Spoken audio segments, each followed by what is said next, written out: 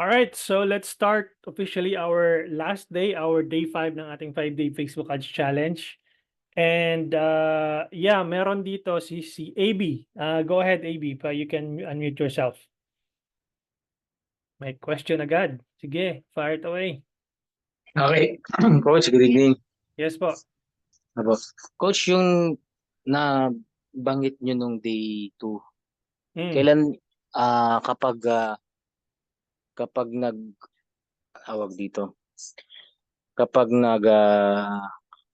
nag-fatigue na yung creatives, kailan nga po ulit natin ginagawa yung from ad set, yung i-duplicate mo yung creatives? Di ba, tatlong pacing kasi yan eh. Hmm. So, pag launch mo ng ads, ang una mong makikita, learning. Hmm. Yun yung una mong makikita, learning. Then, ang susunod dyan, learning limited. Hmm.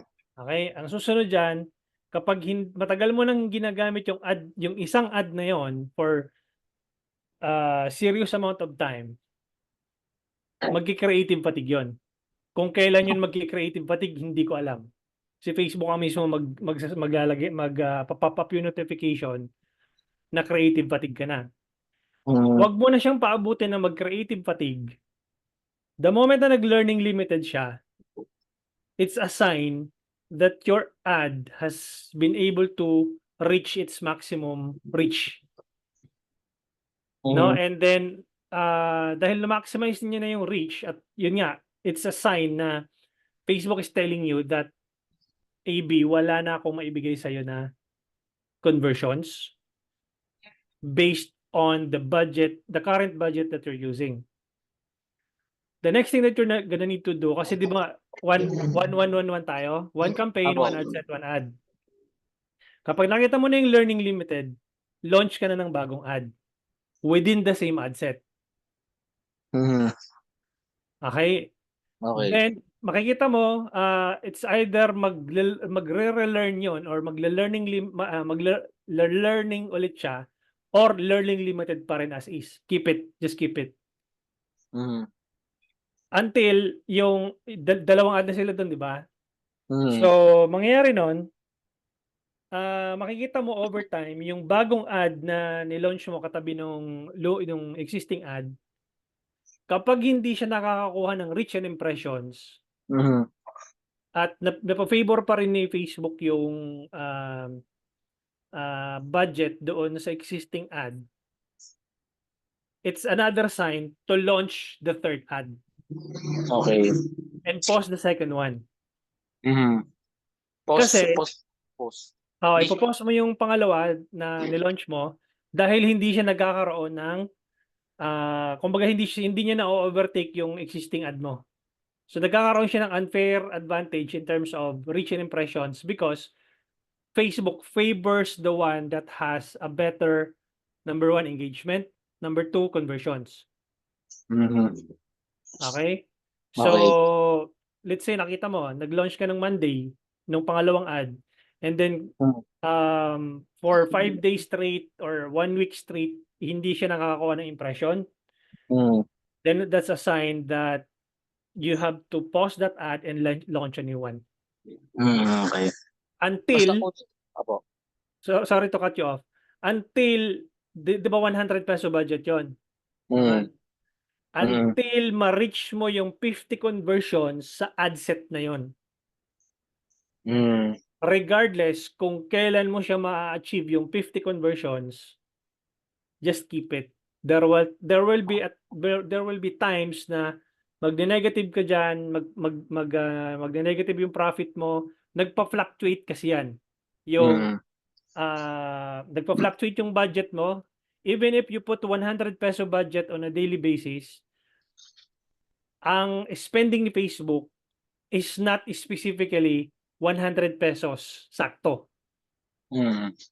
Pwedeng 127 yan, pwedeng 115, pwedeng 101, pwedeng 97, 98, pero pag in-average mo niya in a week, 100 pesos yon. Pakita ko sa Mm. iyo para para magets mo yung ibig kong sabihin.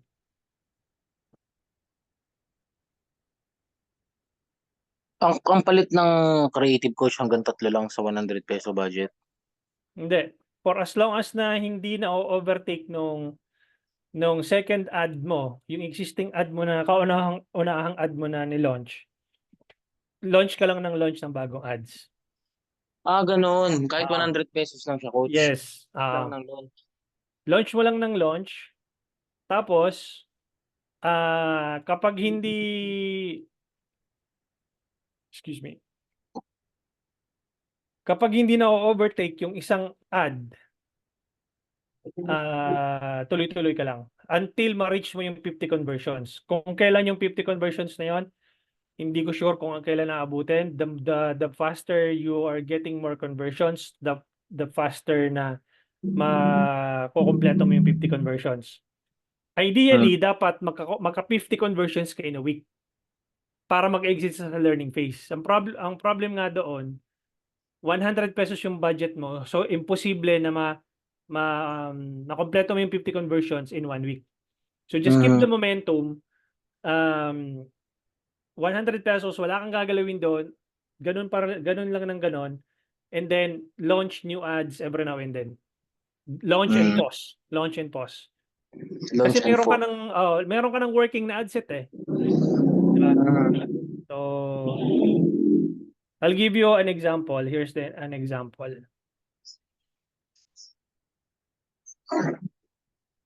Kita mo na yung screen ko? Yes, coach. Kita na. Okay. Ang daily budget ko dito is 200 pesos. Ayan, 200 pesos. But it doesn't necessarily mean na daily budget niyan na mako-consume is 200. Tingnan mo to Pag binreakdown ko to, tapos on a daily basis, from May 1 to 14, tingnan mo yung spent niya. Yung araw na to, 176, 216, 211, 178, 198, 199, 199, 203, 206, 114. So nakita mo yung progression ng spend ko, hindi siya pare-pareho. Kasi yung may mga days na walang makita si Facebook, kamukha nito. Tingnan mo, nag-start ako ng 176. So instead na maubos yung 200, wala siyang makitang conversions during that day. So hindi niya na-maximize yung 200 pesos. Diba? So ito naman nag-over ng 6 pesos. Ito naman nag-over ng 11 pesos. Ito nag-over ng 16.76 pesos. So ganun siya, nagpa-fluctuate siya even if fixed ang budget mo na 200 pesos. Gets? Okay. And then Basta coach yung sa ad creative, pause and launch. Regardless kung ilang gawa mo, basta magpo-pause ka. Yes, kamukha nito. Ayan, pause in learning na siya, di ba?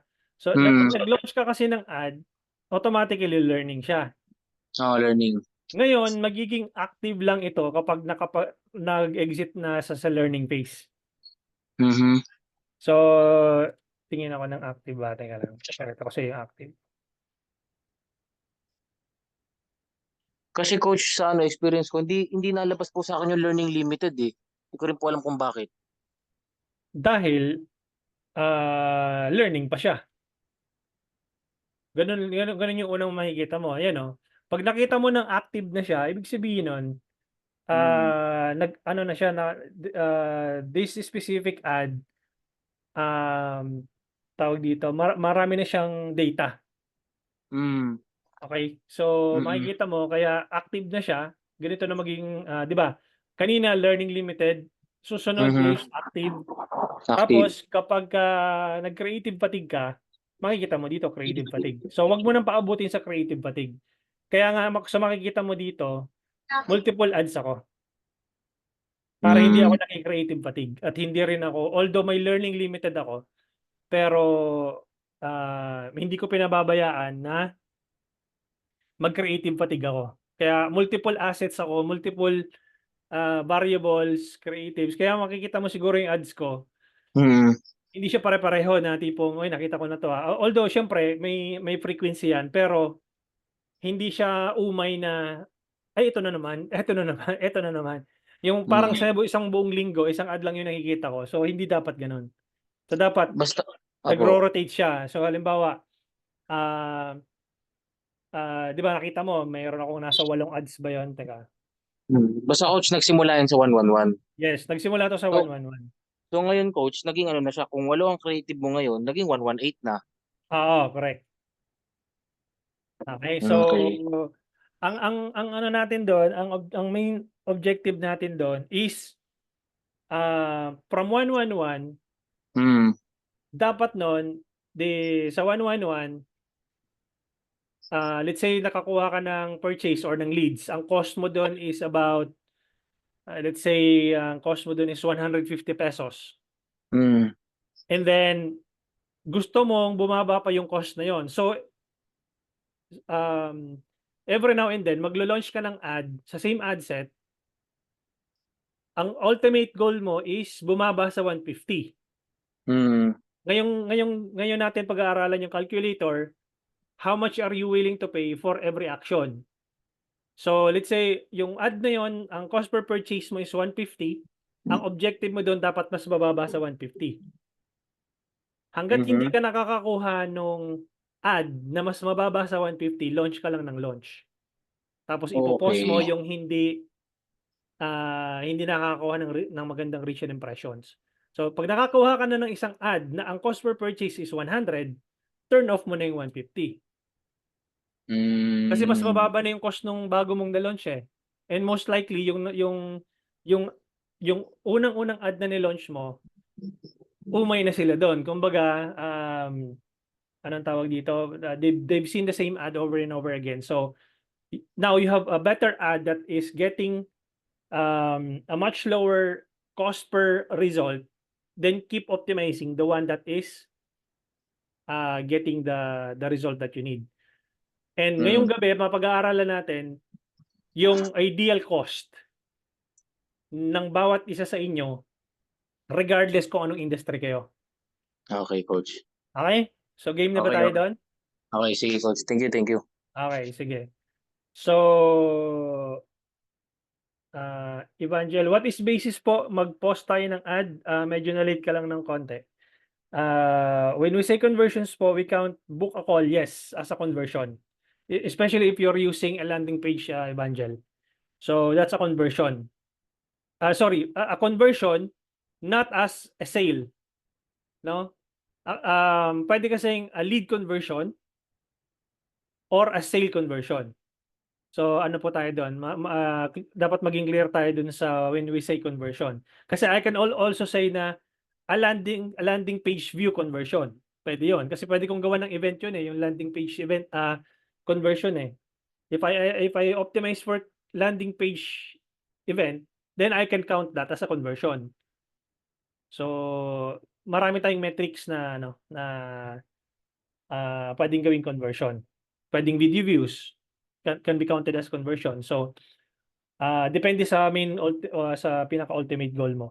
But in this lesson, we're gonna be talking about the customer acquisition cost. How much are you willing to pay for every customers you acquired, and how much are you willing to pay before you acquire that customer, 'no? So, ito yung pag-uusapan natin ngayong gabi.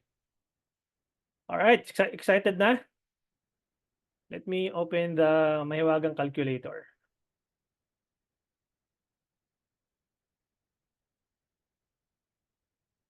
Okay, let me quickly share my screen. Nandito ba si Ma'am Chara? Ma'am Chara, nandiyan ka ba? Ikaw may question kanina, eh. I'm not sure kung nandito si Ma'am Chara, parang wala pa. But anyhow, let me just quickly share my screen. Sino dito ang gusto magpa-compute? Sige, 'yan si AB na, unahin na natin. Sige Anong coach, industry sige. mo? Anong industry mo ang, kinabibilangan mo ngayon? Ikaw ako coach. E-com, okey. E-commerce, ay sorry. E-commerce, okey. Now, how much are you already spending sa ads po ba per month? Coach, Magkano na inuubos mo sa ads sa on a monthly basis? ah, kasi nag-roll on, nag ano ako, nag back to zero. Hmm, Siguro sa inaman coach, 1, 2, 7. Wait lang coach ha. hmm. Kasi yung 1, 4. Kahit rough estimate lang, not an exact, amount. Rough estimate lang, 10,000, 20,000, 5,000, 50,000. Rough estimate lang natin. Puwede ba Siguro coach na, 10,000? sige mga ganyan ko. Sige, 10 natin. Okey, sige.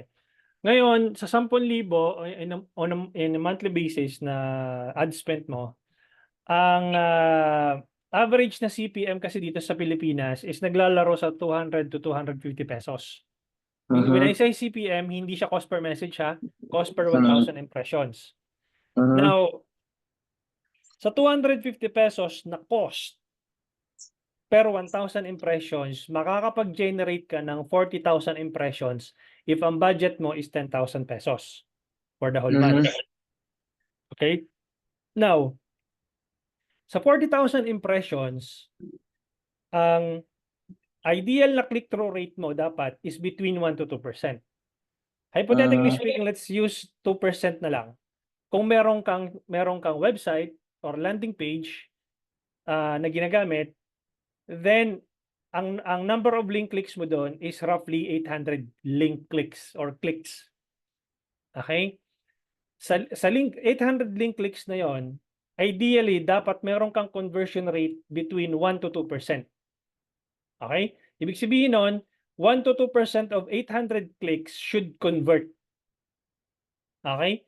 In this scenario, naglagay ako ng 2% na conversion, then out of 800 na conversions, dapat dun kung 2% ang conversion rate mo, 16 ang magko-convert as customers.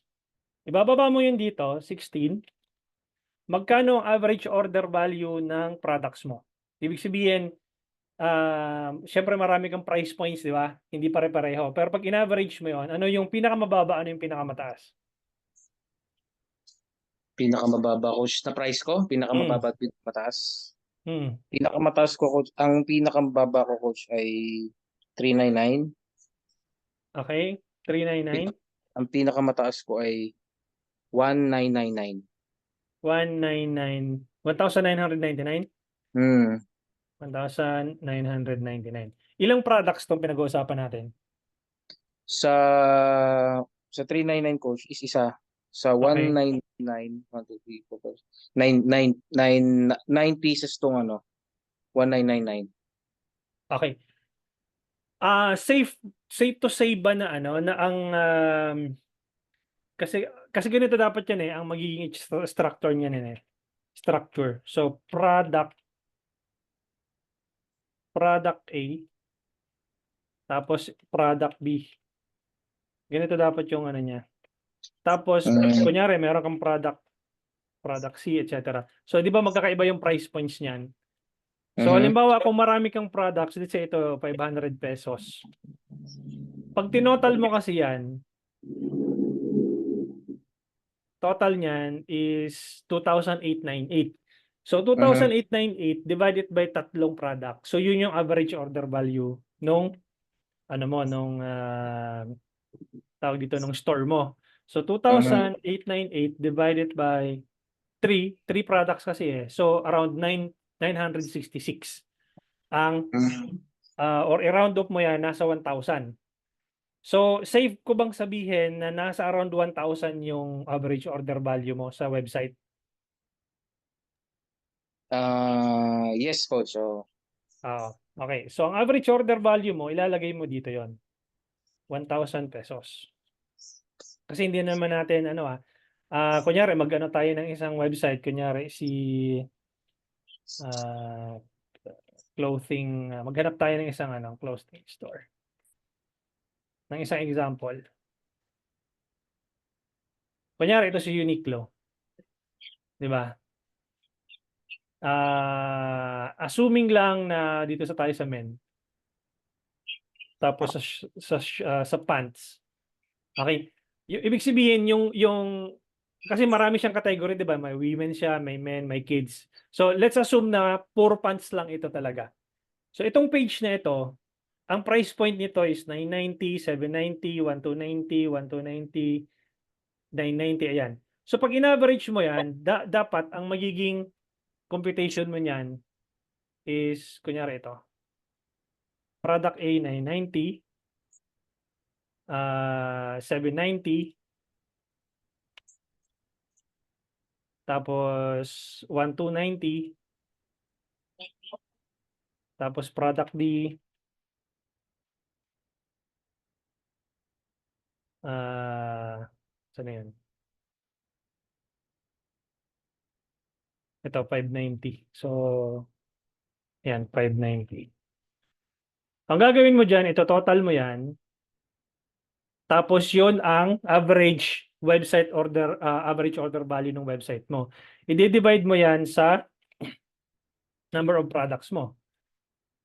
So, 3,660 divided by 4, yun ang lalabas na average order value ng website mo. So, i-round off mo na lang yan para hindi walang butal. So, 1K. Yun ang ilalagay mo dito. Okay, delete ko muna to. So, meron tayong average order value na 1K. Then, dahil meron kang 16 sales, yun ang magiging total revenue mo. So, 16 times 1,000 average order value, ang average ROAS mo is 1.60x. So, ang probability dito, nag-break even ka lang or negative ka pa. Okay, what if by just improving the CPM from 250 pesos, naging 100 pesos na lang siya. Tingnan mo tong impression ha. Naging 100,000 ang impressions ko by just improving the CPM. So, 4 lang ang titingnan nyo dito, CPM, click-through rate, CVR, average order value. Kapag may website or landing page. Mamaya na tayo sa messages ha. So, sa 100,000 na impressions, if ang click-through rate mo is 2%, makakapag-generate ka ng around 2,000 clicks. Sa 2,000 clicks mo, given the same conversion rate 2%, that's around 40 conversions or sales. Ibabagsak mo yun dito. Tingnan mo yung ROAS mo ha. Ayan. By just simply improving the CPM, I was able to make the ROAS positive in this scenario. So, pag pumunta kayo ng Ads Manager, huwag niyong masyadong stressin yung sarili niyo doon sa metrics. Kasi 4 na metrics lang naman ang kailangan niyong maintindihan. CPM, click-through rate, conversion rate, at average order value. Now, ibalik ko yung CPM na 250 pesos.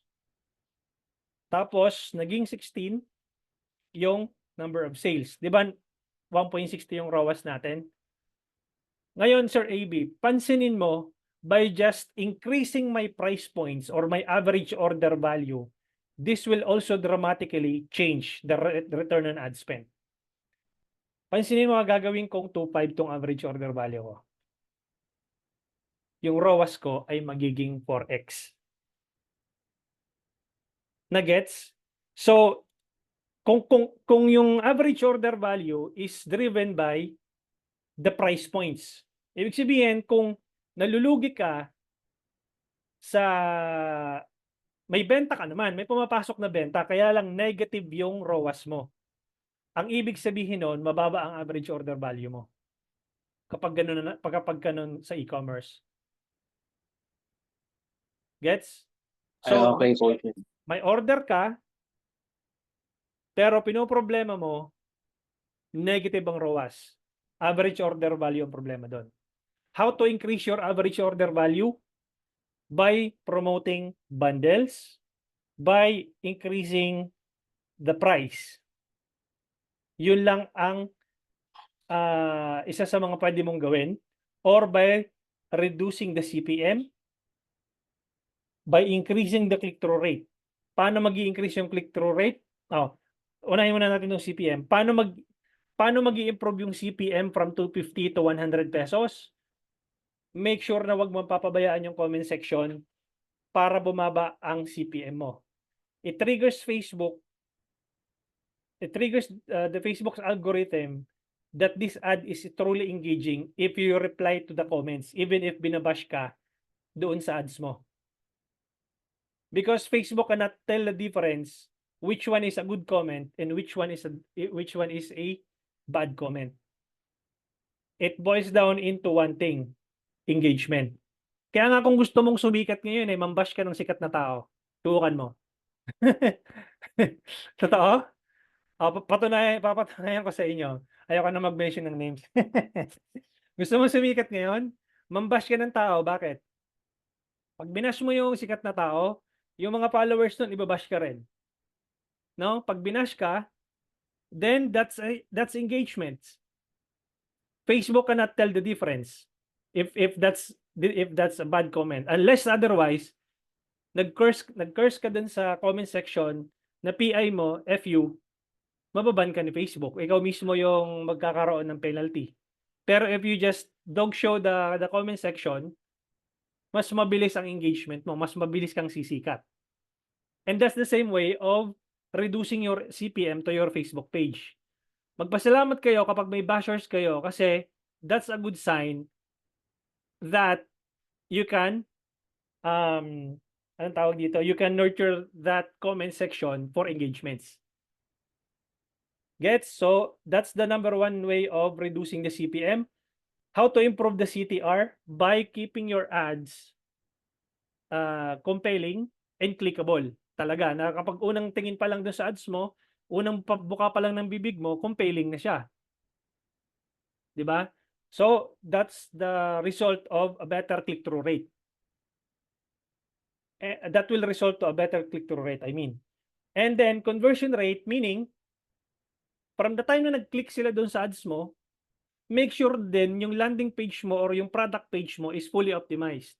Kasi pag hindi fully optimized, nag-click nga sila, pagdating doon sa landing page mo, hindi sila na-convince doon sa ino-offer mo, then definitely it will be just counted as clicks or landing page views without even clicking the add to cart, the add payment info, and making a purchase. Malalaman din kasi ni Facebook na yung landing page mo is not converting because people click but they don't convert. So, maapektuhan din yun yung conversion rate mo and alam ni Facebook yun. Kasi alam ni Facebook kung sino yung galing sa website mo, alam din ni Facebook kung sino yung hindi nag-check out. Okay? Then, paano tataas or magi-improve yung conversion rate mo? By optimizing your website or yung landing page mo. That's the only way how you can improve your conversion rate. Now, if the scenario is you are getting conversions or you are getting sales, but you are not getting the positive return on ad spend, then may problema doon yung average order value mo. Ibig sabihin, mababa yung average order value mo. Ang pwede mo lang gawin doon is dapat bumaba din ang cost per purchase mo. Imaginein mo, nagbebenta ka ng 1,000 peso product. Kasi ang average order value mo 1,000 kanina, 'di ba? Na-compute natin. 1,000 peso product ang binebenta mo, tapos ang cost per purchase mo is 1,000 din. Do you think positive ang ROAS mo? Sasagutin ko na, negative. Or break even ka lang. Kaya dapat kung gusto mo maging positive ang ROAS mo, kung ang average order value mo ay 1,000, dapat ang cost per purchase mo is around 150, 200 pesos para at least may take home ka na 800 pesos. Sorry, 150 to 200 pesos ang cost per purchase, may take home ka na 800 pesos as a gross revenue. Okay? That's number one for e-com. Now, same industry, e-commerce pa rin. Doon naman tayo sa messages. Mamaya na ako sasagot doon sa chat box ha.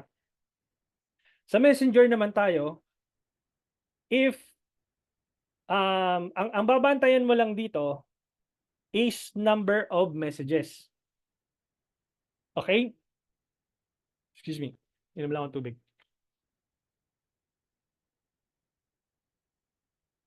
Ngayon, sa Messenger, kung naglabas ka ng 10,000, bibilangin mo doon kung ilan yung messages na pumasok. Okay?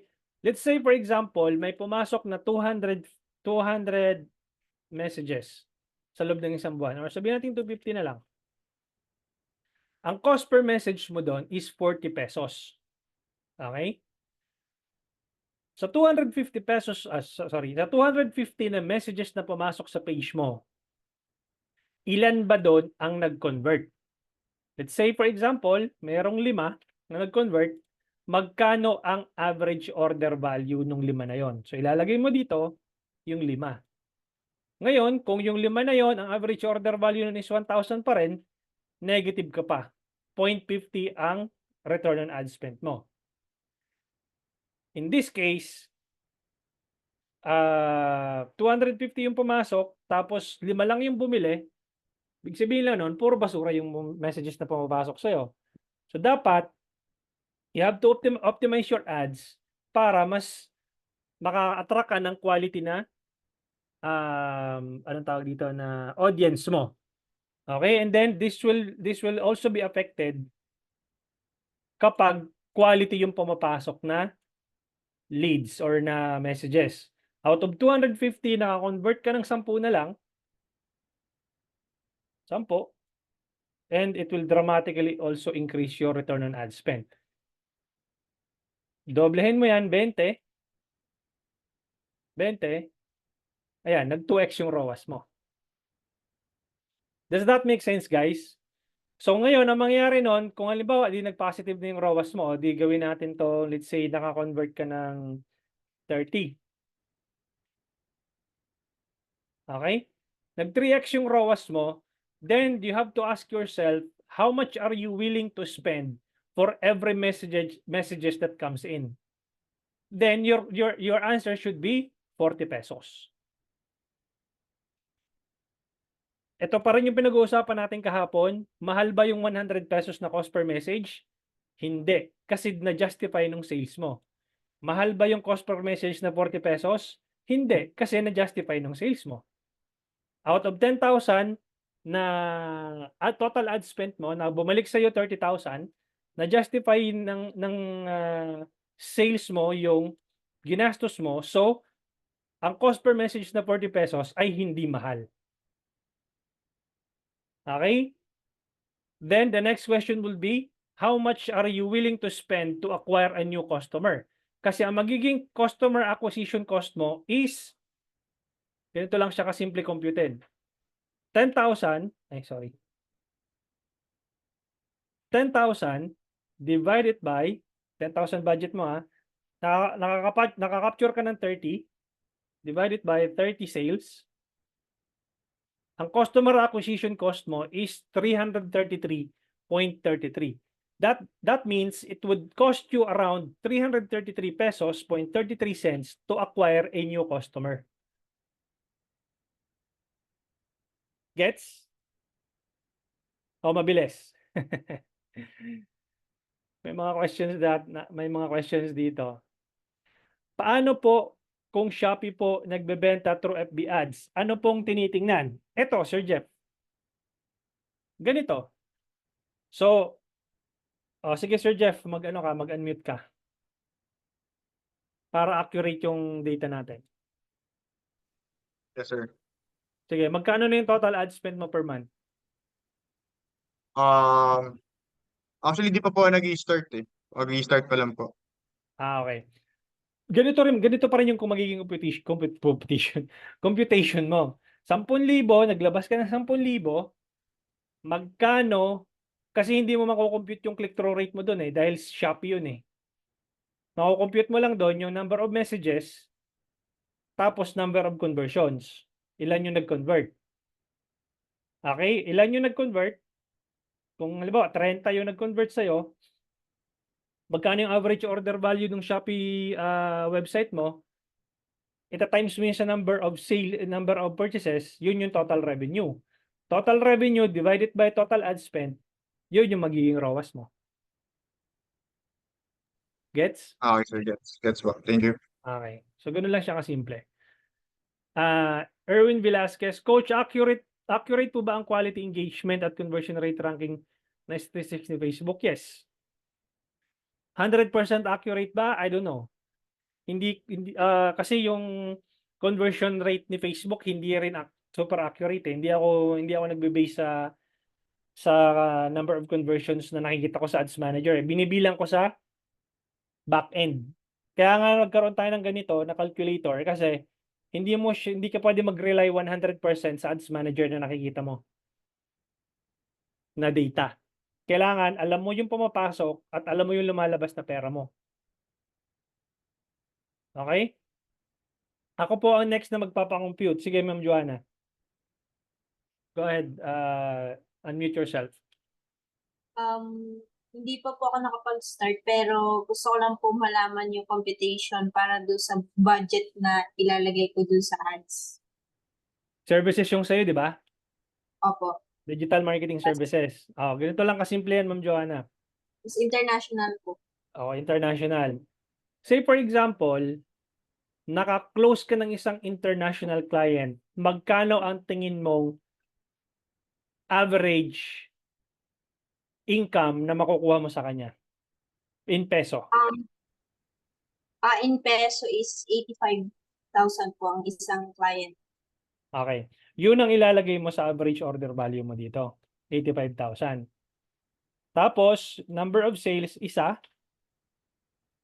Tapos, gagamit ka ng landing page o messenger? Landing page. Okay, landing page. Magkano ang nasa isip mo na total ad spend? Nasa 20K po or 30K. Yun. Gawin na natin 25. Para nandun tayo sa 25K. Sa 25K na yon, ang average CPM ng US is between $15 to $25 per 1,000 impressions. Okay, kung let's say $20 na lang times 56 ba ngayon? 57. O sa 57 na lang. $20 times 57, ang cost per 1,000 impressions mo nun is 1,140. Yun ang ilalagay mo dito. Okay? Sa CPM na yon, makakapag-generate ka ng 21,000 impressions. 21,000 plus impressions. So 21,000 plus impressions na yon, kung may click-through rate ka na 2%, that's an average click-through rate of about 439 clicks. Sa 439 clicks na yon, kung meron ka na lang conversion rate na 1%, ang probability doon, makakapag-close ka ng 4 na client or 4 na client ang makuklose mo doon. Worst comes to worst na lang, Ma'am Joanna, isa lang ang na-close mo. Kaya ilalagay ko dito isa. Dahil mataas ang average order value mo, automatically, yung nilabas mong 25,000, bumalik sa'yo ng mahigit 3 beses. Kaya ang return on ad spend mo is 3.40. Now, ang magiging consideration mo doon is how much is the cost per lead na pumasok. So, ang probability nun, dahil 439 yung link clicks mo, i-equate natin to sa number of leads, kunyari, na napumasok. 25,000 divided by 439 na leads, ang cost per lead mo doon is 56.94 pesos. Then that is the amount you should be willing to pay for every leads na pumapasok. Na-gets? Opo. Thank you po. Ang customer acquisition mo doon is 25,000. It would cost you 25,000 pesos to acquire a new customer. Kasi isa lang naman yung na-acquire mo eh. Pero pag ito naging 4, ang customer acquisition cost mo doon is divided by 4, 6,250. Tama ba? 25 divided by 4. Ayan. It would cost you 6,250 to acquire a new customer or a new client. Okay? Okay, cool. Thank you po. Sige, next is paano coach sa real estate si Ma'am Para? Magkano yung total spend mo na ngayon, Ma'am Para? Wait lang.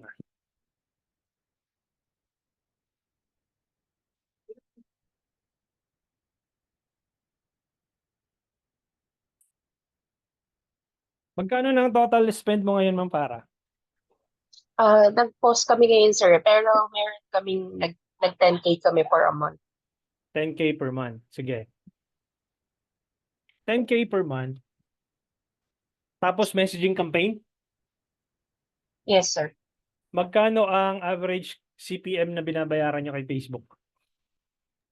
Hindi May ko, sir, idea ka? chinek. Hindi nyo No. chinek? Nasa hub ka ba ng No. computer ngayon? Kasi, wala. Nasa, Okay. ano lang. Roughly, bigyan natin ng CPM na 250. Kasi yun yung average sa Pilipinas eh. Sige. Okay? So, sa 250 pesos na cost per 1,000 impressions, makakapag-generate ka ng 40,000 impressions. Real estate to, di ba? Real estate. Yes. So, out of 40,000 impressions, do you have an idea kung ilang messages ang pumapasok? Sabihin na lang natin, sir, na mga nasa 10 to 15. Sa loob ng isang buwan? Per day? Ganun siya. Kasi naalala mo, sir, sinabi ko sa phone ko lang yan binus. Gumastos ako ng ganun para sa phone. So, teka, 10 messages lang sa halagang 10,000 ang total messages na na-acquire mo? Hindi ko na maalala kasi matagal na yun, coach, eh. Pero Oo. kung palagay natin ganun, for sure negative naman yun. Pinabayaan na lang namin. So, ang ano mo kasi dito, ang consideration mo dito, number of messages na pumasok. Tapos, kunyari, bigyan kita ng scenario. Sabihin na lang natin na 100 yung pumasok na messages. No? Kasi sobrang baba nun kung ang lumalabas nun, ang cost per message mo, kung 10,000, divided by 10 lang yung pumasok, 1,000 ang cost mo doon per message. Sobrang taas naman nun. Pero kung justifiable naman yun, okay lang. Eh kung hindi, hindi okay yun. So, okay. I'll go back to the scenario. Sige, para medyo malapit-lapit, sige, gawin natin 150 ang total na number of messages na pumasok. Sa 10,000 na binoost mo or na in-ads mo, ang average cost per message mo doon is about 66.67. Okay? Sa 66.67 na cost per message mo doon at 150 messages na pumasok sa page mo, makapag-convert ka na lang ng isa sa Messenger, magkano ang per commission mo? Average kung makaka-convert ka, kunyari. Average, sir, Commission. nasa 500,000. Ayan, 500,000. So, 500, 1, 2, 3. Oh. Bawi? Or hindi? Bawi. Oo, bawi, Bawi. di ba? So, kahit na ang pumasok dito sa akin ay 10 na messages, ang cost per message ko ay 1,000, tapos may nag-convert na isa, goods pa rin ako. Kasi So, na-just sir, yung pinaka-computation mo na, ginawa? number of messages. So, Number of messages times, divided by total ad spend. So, 10,000. total ads. 10,000 yung total ad spend mo in a month, divided by 10 messages, di ang cost per message mo is 1,000. Okay.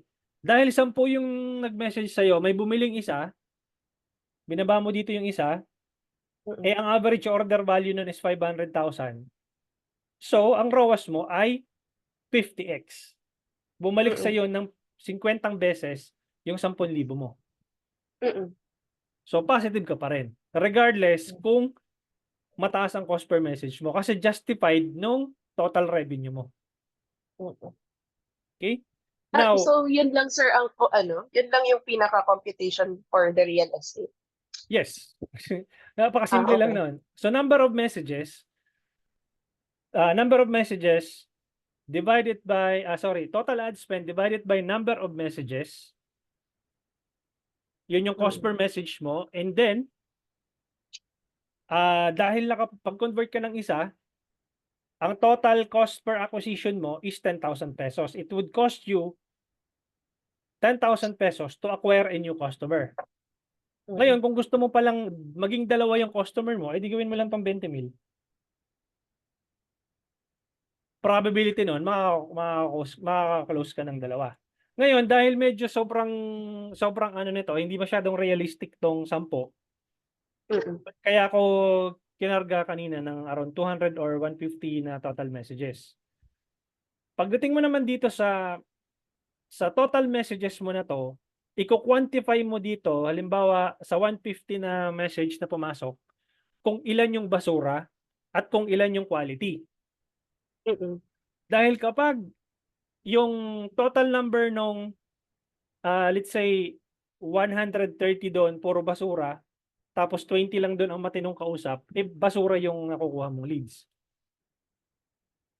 No? So, ibig sabihin nun, may kinalaman yung quality of leads na pumapasok sa'yo sa conversion rate mo.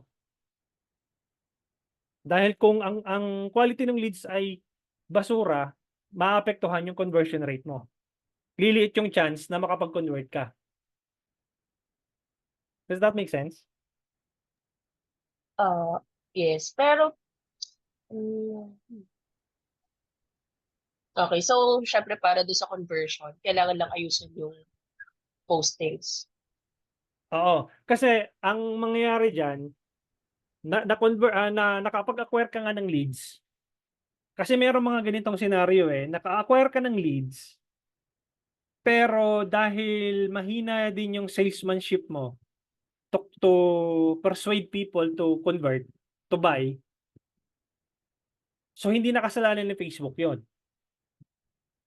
Medyo Correct. kailangan, ano mo na yon, call mo na yon. Kumbaga, ikaw na ang may hawak ng bola doon, hindi na si Facebook. Dahil binigyan ka ni Facebook ng ng leads Potential buyer. potential buyers. Hands off na si Facebook doon. Miss Farah, ito na yung leads na hinihingi mo sa akin. Binigay ko sa'yo. Ngayon, nag-zoom kayo ng potential buyer, ng prospect mo, hindi mo na-convert. Then definitely, may kinalaman yun sa conversion rate mo. So, it's either, dalawa lang ang scenario doon, mahina ang salesmanship mo, or basura yung nakukuha mong leads. Kaya affected yung conversion rate mo. Di ba? Okay, gets. Make sense? Yes. Yun. So, follow-up questions? Anything else pa? Sir Sandro, hindi ko to maiintindihan. Yung sinend mo sa aking screenshot. Ang pinaka-the best dito, Sir Sandro, i-total mo tong number of messages na pumasok, total ad spent. Teka muna. Ito pala, meron Teka lang. Check natin tong kay Sir Sandro. Nakikita nyo guys tong screenshot ni Sir Sandro? Kita nyo to? Yes, sir. Yes, okay. So, ganito lang siya. Ang mukha niyan. Ang total ad spent ni Sir Sandro is 115,589. Total conversion value is 1,055,914. O di mabilis lang i-compute yan. 1,055,914 divided by 115,589.28. O ang ROAS mo dyan is 9x. So di positive ka dyan. Ayan o tama, 9.14. 9 point something. Ayan. So, yun po yung niya, yung computation kapag ibabangga mo yung total ad spend versus sa total purchase conversion value, then ang number of purchases dito, compute natin. 195 plus 400 plus 412 plus 68 plus 206 plus meron kasing messaging eh. Hindi ko alam kung ilan yung nag-convert dito sa messages eh. So, kung puro website conversions to or puro meta purchases to, so kunyari wag nating isali yung messaging conversions kasi hindi ko alam yung kung ilan yung nag-convert dito eh. Teka lang. Yan, hindi ko alam kung ilan yung nag-convert dito. Dapat may isa ka pang column dito na nag-convert dun sa messages. So, but hypothetically speaking, let's just pretend na itong mga meta purchases muna yung compute natin. 195, 400, 412, plus 68, plus 206, plus yan, 1,281. Hindi ko sinama yung total number of messages kasi probability nun, meron din nag-convert dito sa mga messages. So, 1,281, yung total purchases. Ngayon, ang mangyayari nun, 1,281, 1,281, 115, 589, divided by 1,281. It would cost you for about, tama ba? Amount spent. 1,281 yung kanina, di ba? 115, 1,281. 1,281.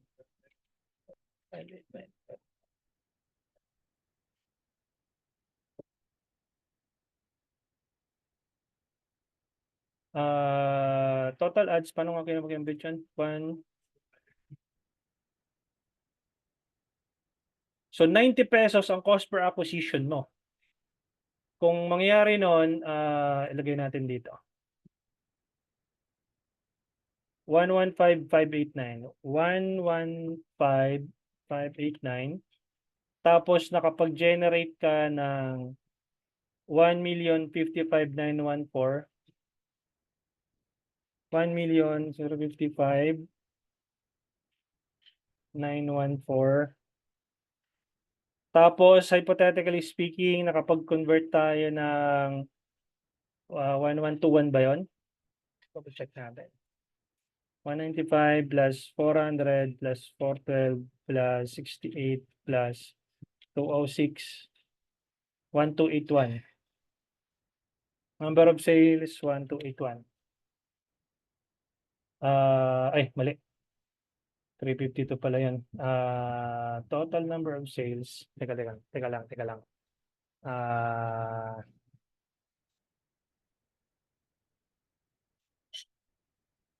Hindi ko sure kung magkano ang average order value ng ano mo eh. Magkano average order value ng website mo, sir, or ng page mo? Si Sir, ano pangalan to? Si Sir Sandro. Magkano average order value? Dapat yun ang nakalagay dito eh. 115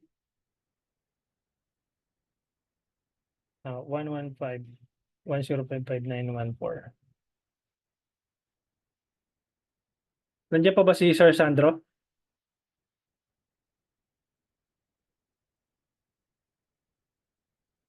Parang nawala si Sir Sandro. Sir Sandro, andiyan ka ba? Pwede kang mag-unmute. Nasaan na siya? Magkano average Opo. order? Magkano average Opo. order value, sir, ng ano nyo, ng website? Website yun eh. Ha? Hindi po website, ano po yung through messaging purchase. Messages purchase. Pero yung price points niyo nasa magkano? 999. 999 pesos. Pinakamababang price ko is 399. Ayun. So, 999, 399. So, probability nun, mga around 800 ang average order value mo. Tama ba? 1,055. O, tama. Mga nasa ganun nga. 1,000. Mga sabihin natin 850. O, tama. 850 ang average order value mo. So, ganito siya. So, average order value 850 tapos nakapag-convert tayo ng 1,281 na customers, ang revenue is around roughly ganito. So 1,055 yung total niya, hindi nagkakalayo. So ang return on ad spend mo doon 9.42. So lumalaro tama. Yan 9 point something. Kahit babaan ko to ng mga 830. Ayan siya, malapit na 820. Ayan. Shoot. 1,055,914. Ayan. So, ang average order value niya, 820. Nakapag-convert ng around 1,200 plus na sales. Then, ang return on ad spend niya is 9.09. So, shoot siya doon. Diba? So, the next time anong tawag dito? You acquire a customer, dapat titingnan mo kung magkano yung cost mo dito. Ayun yung cost per result. Cost per meta purchase is 75, 70, 67, 82, 76. Messages kasi ito ito messaging. So, the moment you run your campaigns, dapat for you to be able to have a positive ROAS, dapat wag ka mag-i-increase dito sa cost per purchase na 75, 70. Roughly kahit mga 100 nga Huwag kang lalagpas ng 100 pesos per purchase. Para mag-positive ka, same pa rin na makuha mong ROAS. Nagets? Malinaw, malabo pa rin? Bibigyan mo po kami ng copy ng Excel na yan, Coach. Yes, nasa day 5. Pag pumunta kayo ng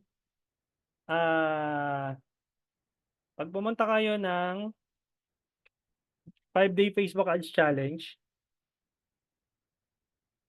online courses, tapos dito, nandito po siya sa day 5. So pag kinilik mo yung drop down, nandito siya, the ultimate Facebook Ads Calculator. Makikita niyo po dito itong box na ito. Nakalagay naman dito, click the button below to access the 4FB Ad Metrics formula. Ito yun, mapupunta kayo, pag kinilik nyo to, mapupunta kayo dun sa Facebook Ads Calculator. Okay, Docs?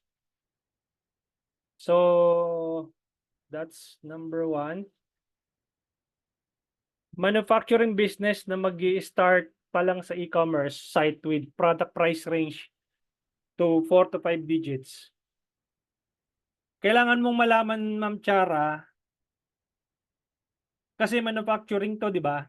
So, pag manufacturing kasi, ang hahanapin mo dyan, distributor. Tama, Ma'am Chara? Okay. So, kung manufacturing ka, ang hanapin mo distributor, magli-lead generation campaign ka. Pag nag-lead generation campaign ka, Ma'am Chara, tapos naglabas ka ng budget, let's say 10,000, ganun pa rin ang computation. Ilan yung messages na pumasok, magkano yung cost per message, ilan yung nag-convert, magkano yung average order value ng tao na nag-convert na yun. So let's say, hypothetically speaking, naglabas ka ng 10,000, may pumasok na 150 messages, sa 150 na yon may na-convert kang 5 distributor, ilalagay mo dito yung 5, sa bawat distributor na yon, let's say for example, it would give you a revenue of about 1.5 million per distributor. Ayan, 1.5 million. Then 5 distributors times 1.5 million. Then ang revenue mo is 7.5 million pesos. 7.5 million pesos divided by 10,000. Ang ROAS mo, return on ad spend, is 750x. Bumalik sa'yo ng 750 times yung budget na nilabas mo. Ganun lang po siya kasimple. Gets? Okay? Paano malalaman pala, Coach, same lang doon sa e-com, sa MLM, sorry. Paano naman sa MLM, Coach, same lang doon sa e-com computation like product A to C? Hindi po. Dalawa po kasi sa e-com. Sa MLM, sorry. dalawa ang pwede mong i-push dyan. Yung products or business opportunity. Okay? Kapag products ang ipupush mo, same computation. Based doon sa number of products and average order value ng products. Kapag business opportunity ang ipupush mo, number of messages or number of leads na kausap mo para magpa-join doon sa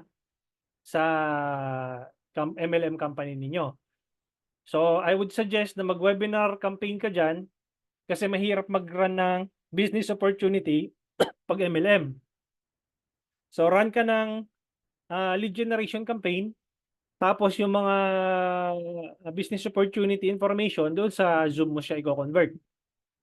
Pag na-convert mo na sa Zoom, then kukumpitin mo kung magkano ilan yung number of leads na pumasok divided by total ad spend. That's the cost per lead per na na-acquire mo. Tapos ilan yung nag-convert. So let's say for example, 10,000 naglabas ka. Messaging campaign lang yon or let's say landing page. So makikita mo din dito. Say for example, sa messaging na lang, 150 yung pumasok na leads. 5 doon yung nag-convert sa MLM industry mo. And then magkano yung average order value na kikitain mo per person? Let's say kikita ka ng 5,000 pesos. O di ang ano mo doon, total revenue 25,000. So bumalik sa iyo ng 2 beses yung anong tawag dito? Yung total ad spend mo. Okay? So in connection sa MLM, ilang days lead time for example ang opportunity meeting? What do you mean, Sir Marky? Ilang days ang lead time for example ang opportunity meeting? Hindi ko gets yung tanong mo, Sir Marky. Pwede Sir, ka mag-unmute. Yes, for example, di ba yung nabanggit mo kanina may mag-set ka ng meeting sa Zoom for pag MLM yung client mo? Mm. Ilang days mo dapat i-run yung ad? 1 month ba? Or Dapat continuous. so parang regular yung opportunity meeting? Yes. Dapat regular yung regular yung prospect acquisition mo. Okay. Hindi siya natatapos. Halimbawa, babudgetan mo ng 10,000. Yung 10,000 na yon, dapat meron ka ng figure in mind na dapat sa 10,000 na yon, merong mag-join sa Zoom meeting ko na 200 katao. Yan, 200 katao. Sa 200 katao na yon, mayroon na lang akong conversion doon na 1%. No? So 200 katao times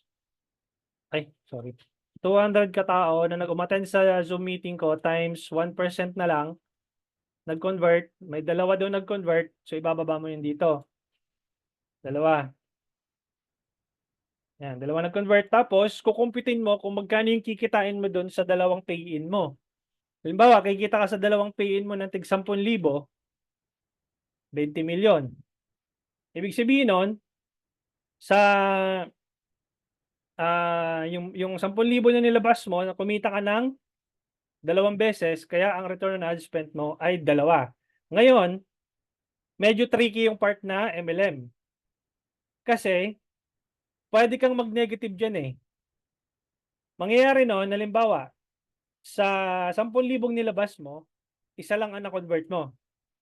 So, lumalabas, parang break-even ka lang. Or 10,000 yung nilabas mo, may na-convert kang isa, parang break-even ka lang doon sa nilabas mong spend. Eh, may recurring yan. Di ba may pairing yan?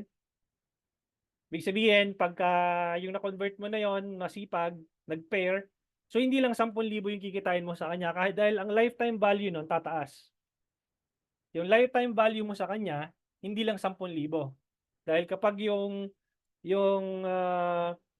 anong tawag dito, yung na-convert mo na isa na yon at masipag, nakapagpasok din ng mga tao, tataas yung lifetime value mo, yung LTV. So hindi sa una, magne-negative ka sa AOV mo, pero dahil merong recurring, tataas yung LTV mo. Yung lifetime value no is yung pinasok mo na yan.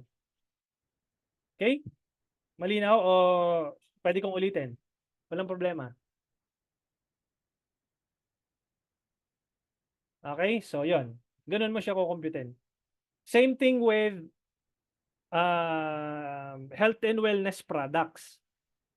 Sa health and wellness products, probability nun, nag-negative ka, I'll give you an example. 10,000 nilabas mong budget, may bumiling, kunyari may bumiling 10, tapos ang average order value doon is about, let's say, 500 pesos. Negative ka, di ba? Yung ROAS mo, negative eh. 10,000 yung nilabas mo, ang bumili lang sa'yo is 10, with an average order value of 500 pesos, kunyari, negative ka ngayon. O yung 10,000 mo, 5,000 lang ang bumalik sa'yo. Sa una lang yon. Eh dahil MLM. No, yung 10 na yung sinipag, tataas ang LTV mo.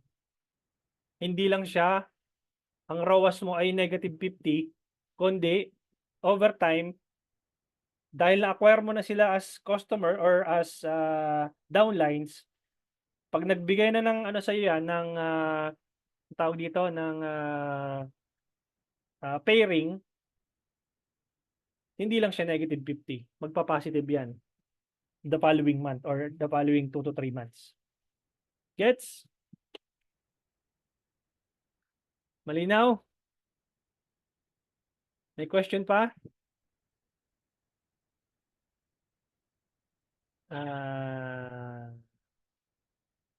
Si Evangel. Ano to?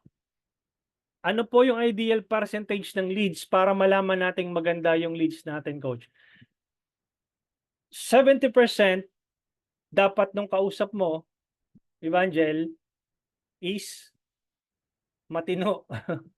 Or kahit at least 50% man lang nung number of total messages mo. Kung sa 200 na pumasok na messages, at least 100 man lang doon matino. Kahit 100 doon basura, 100 doon matino, kausap. O mas maganda, 150 matino, kahit basura o 50, okay lang yon. Kasi hindi natin ma-eliminate yung yung basurang leads. Okay? Sa MLM.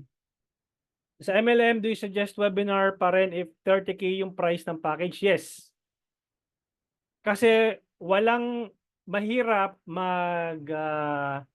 mag-convince ng isang tao na maglabas ng credit card nila,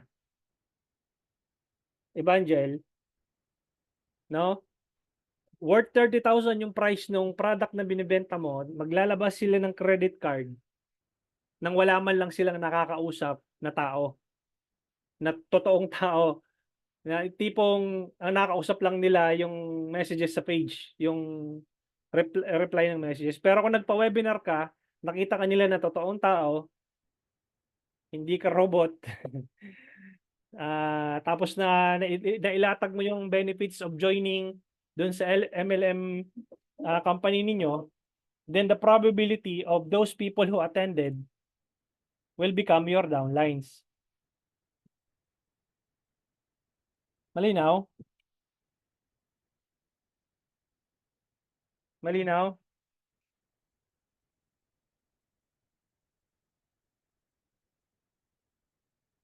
Parang malinaw nga. walang sumasagot. Ayan, malinaw daw. So, yun yung paggamit ng calculator. Bottom line is, kailangan mo maintindihan how much are you paying for every action? And does it translate into your ultimate goal, which is purchase? Okay? Kasi regardless kung ang cost per message mo ay ganito, tapos hindi mo naman siya na-equate into purchases, or hindi mo na-justify into purchases, mahal yon para sa'yo. No, hindi siya, anong tawag dito? Hindi mo siya na-justify into purchases, mahal yon para sa'yo. Actually, kahit na sabihin ko nga na 2 pesos per message, tapos wala nagko-convert, mahal yun. Di ba? Sabihin ko na lang na piso na lang cost per message. Sasabihin mo mura yung cost, yung piso na cost per message. Eh walang nagko-convert. Mahal 'yun para sa akin. Okay? So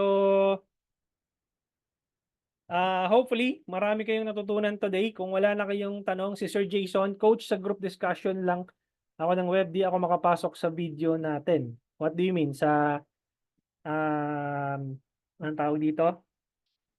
Sa yung dashboard po ninyo. Add mo ako sa sa Telegram para ibigyan kita ng instructions. No, ito yung ito yung Telegram ko. Hanapin mo ako sa Telegram, then bibigyan kita ng instructions on how to you can be able to access your dashboard. All right? Okay, may question lang ako sa inyo guys, no, bago tayo mag-end. So, nakikita yung screen ko guys. Yes, coach, kita. Yes, coach. Okay. So, honest to goodness lang guys, yung 499 na binayaran ninyo sa 5-day challenge, 5 days live, tapos nakuha nyo pa tong business beginner's guide, junior strategist, bali 2 courses ang nakuha nyo.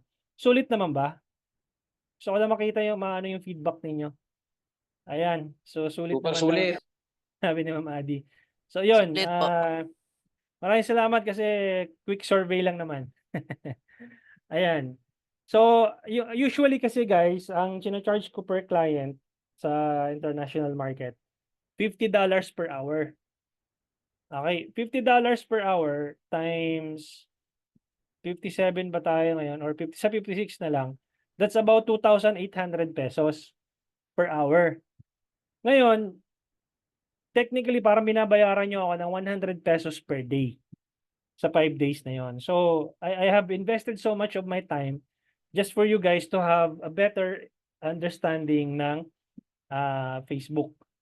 So, sa inyo na mismo nanggaling, paano ma-access yung junior strategies? Nasa email nyo po, Sir Jeff.